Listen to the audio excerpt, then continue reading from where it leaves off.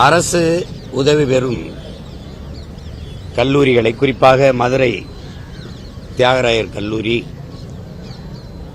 இங்கே கோவை பிஎஸ்சி கல்லூரி, இவையெல்லாம் தனியார் பல்கலைக்கழகங்களாக மாற்ற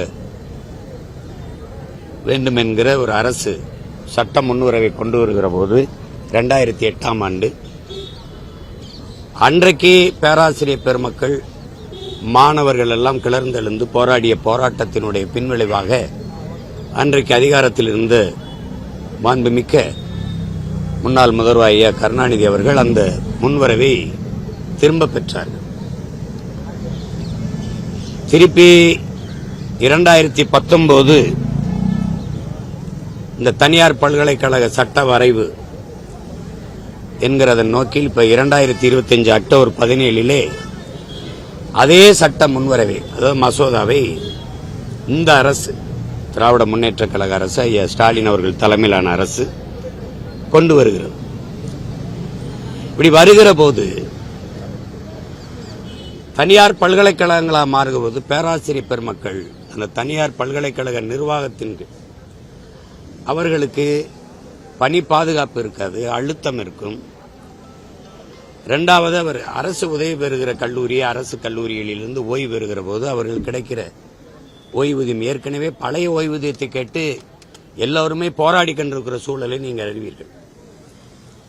அந்த சிக்கல். அதற்கு பிறகு மாணவர்கள் செயற்கையிலே அதிக மதிப்பெண் பெற்றவன், அதிக பணம் கட்டுவன் எவனோ அவனுக்கு தான் அங்கே அந்த பல்கலைக்கழகத்தில் படிப்பதற்கு வாய்ப்பு கிடைக்கும், இடம் கிடைக்கும். அப்படி பார்க்கும்போது போராடி பெற்ற வகுப்புவாரி பிரதிநிதித்துவம், இடஒதுக்கீடு, சமூக நீதிங்கிற அது வெறும் வெற்று சொல்லாக மாறும், சமூக அநீதியாக மாறும். கொடுக்கப்பட்ட, பிற்படுத்தப்பட்ட, கல்வி மறுக்கப்பட்ட சமூகத்திலிருந்து கல்வியறிவு பெற வேண்டும் என்கிற வேட்கையோடு அறிவை தேடி வருகிற மாணவர்களுக்கு இந்த அரிய வாய்ப்பு மறுக்கப்படும். அப்ப அந்த சூழலில் 35 விழுக்காடு தான் அதற்கு வாய்ப்பு இருக்கும். மீதி 55 விழுக்காடு ஒடுக்கப்பட்ட, பிற்படுத்தப்பட்ட மாணவர்களுக்கான வாய்ப்பு முழுக்க முழுக்க மறுக்கப்படும். இதையெல்லாம் கருத்தில் கொண்டுதான் இன்றைக்கு பல்கலைக்கழக பேராசிரியர் பெருமக்கள் இந்த பசி எனும் பெருநெருப்பை வயிற்றில் கொட்டி இந்த உண்ணாநிலை போராட்டத்தை இன்றைக்கு தொடங்கி நடத்தியிருக்கிறார்கள். இந்த கோரிக்கை மிக மிக நியாயமானது என்பதை உணர்ந்துதான் 2008ஆம் ஆண்டு கொண்டு வந்த அந்த சட்ட முன்வரைவை அன்றைய முதல்வர் ஐயா கருணாநிதி அவர்கள் திரும்ப பெற்றார். திருப்பி அதே கோரிக்கை தான் இன்றும், அதே நிலைப்பாடு, நியாயப்பாடு தான் இன்றும். அப்புறம் திருப்பி அந்த சட்ட முன்வரைவை கொண்டு வர வேண்டிய அவசியம் அது தேவையற்றது. அது வம்படியாக திணிக்கப்பெறுகிறது. அது அதிகார திமிர், அது ஆட்சி அதிகாரத்தினுடைய திமிர், அப்படிதான் பார்க்கணும். அதே பிரச்சனை தான், அதே போராட்டம் தான் இப்போ நடக்குது. அப்ப அந்த கோரிக்கை அப்படி இருக்கும்போது திருப்பி அதை கொண்டு வந்து திணிக்க வேண்டிய தேவையில்லை.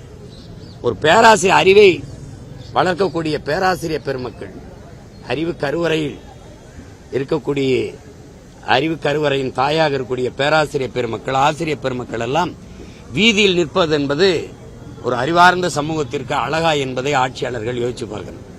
அப்ப இவர்கள் முன்வைக்கிற இந்த கோரிக்கை, அதில் இருக்கிற உண்மைத்தன்மையை, நியாயத்தை புரிந்து கொண்டு இன்றைக்கு உயர்கல்வித்துறை அமைச்சராக இருக்கிற அன்பிற்கினிய தம்பி கோவி செழியன் அவர்கள் மறுபரிசீலனை என்கிறதை நீங்க மறுபரிசீலனை செய்து சட்ட முன்வரவை திரும்ப பெறுங்கள் என்பதுதான் இங்கே போராடிய பேராசிரியர் பெருமக்களின் கோரிக்கை. அதற்கு ஆதரவு கொடுத்து நிற்கிற எங்களை போன்ற பிள்ளைகளினுடைய கோரிக்கையும் அதுதான். இதை புறந்தல்லாமல் இந்த கோரிக்கை கவனத்தில் ஏற்று செயலாக்கம் பெற வைப்பீர்கள் என்று நம்புகிறோம். இல்லை என்றால் பேராசிரியர் பெருமக்களை விட்டாலும் எங்களை போன்ற பிள்ளைகள் தொடர்ந்து இந்த கோரிக்கை முன்வைத்து போராடி இதை கைவிடும் வரைக்கும் நாங்கள் போராடுவோம் என்கிற இந்த செய்தியாளர்கள் மூலமாக அரசுக்கு கோரிக்கையை வைக்கிறேன். இதை கைவிடுவீர்கள் நம்புகிறேன். இல்லை என்றால் இந்த வர இருக்கிற தேர்தலில் மிக முதன்மையான ஒரு சிக்கலில் இதுவும் ஒன்றாக நாங்கள் தொடர்ந்து எடுத்துக்கொண்டு போவோம். அதனால் இதை கவனத்தில் எடுத்துக்கொண்டு இந்த மசோதாவை திரும்ப பெறுங்கள் என்று அன்பான ஒரு கோரிக்கையை வைத்து வேண்டுகிறேன்.